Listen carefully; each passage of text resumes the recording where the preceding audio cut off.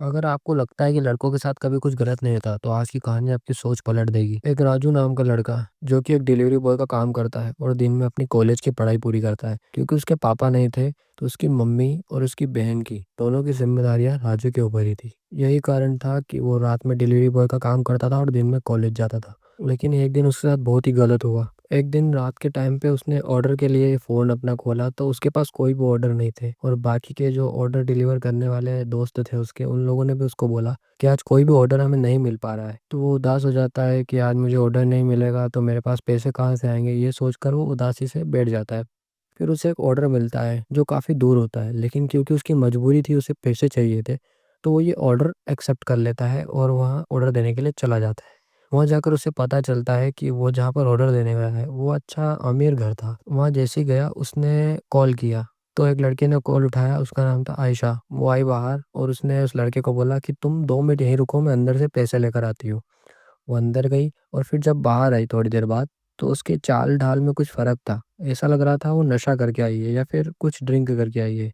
तो उसने उस लड़की को बोला कि आप मुझे मेरे जल्दी से पैसे दे दीजिए ताकि मैं घर चला जाऊँ। मुझे बहुत लेट हो रहा है, कल मुझे कॉलेज जाना है। तो अंदर से 2 लड़कियाँ आईं और उन्होंने बोला कि अंदर चलो पार्टी करते हैं, थोड़ा एन्जॉय करेंगे, हम तुम्हें अच्छे खासे पैसे देंगे। तो मना करता है राजू कि नहीं, मुझे ये सब नहीं करना है, आप मुझे मेरे पैसे दे दीजिए ताकि मैं घर जाऊँ।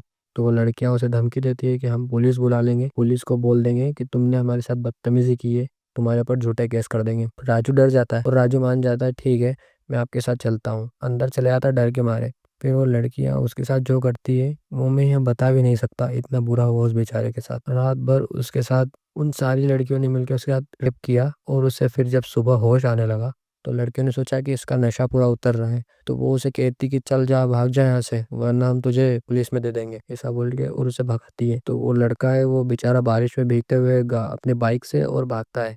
वो जैसे ही घर पहुंचा, उसकी मम्मी ने पूछा कि बेटा तू रात भर से कहाँ था, तो उसने बताया कि मम्मी मैं अपने दोस्त के यहाँ रुका हुआ था रात में, और ऐसा बोल के और अंदर चले जाता है। क्योंकि अगर उसकी मम्मी को वो बताता तो उसको समाज की बदनामी सहन करनी पड़ती कि ऐसा एक लड़के के साथ कैसे हो सकता है ऐसा। फिर वो घबरा गया, उसने उसकी मम्मी को कुछ भी नहीं बताया। फिर 1 से डेढ़ साल बीत गया इस बात को। फिर उसने, उसका एक दोस्त था जो कि पत्रकार था, उसने उसे ये बात बताई पत्रकार दोस्त को कि मेरे साथ ऐसा-ऐसा हुआ था। वो नहीं चाहता था कि उसके परिवार का या फिर उसका किसी का नाम इस केस में आए सामने, इसलिए उसने ये सब गुप्त रखा। और ये बात जब बाहर आई तो लोगों ने इस बात को कुछ ज़्यादा सीरियस नहीं लिया। ये चीज़ किसी लड़के के साथ हुई थी, इसलिए ऐसा कुछ एक्शन नहीं लिया गया। लेकिन अगर यही सेम चीज़ अगर किसी लड़की के साथ हुई होती, तो फिर अगर किसी लड़के ने ये चीज़ करी होती, तो वो उसने गुनाह किया है, और अगर यही सेम चीज़ किसी लड़की ने की है, तो ये तुम्हारे लिए अपॉर्च्युनिटी है। और यही कारण था कि राजू ने इस बात को छुपाना ही ज़्यादा सही समझा। अगर वो बात को बाहर निकालता तो उसके साथ बहुत बुरा होता। अगर आप चाहते हो कि मैं इस टाइप की स्टोरी और ढूँढकर आपके लिए वीडियो बनाऊँ, तो प्लीज़ सब्सक्राइब कीजिए।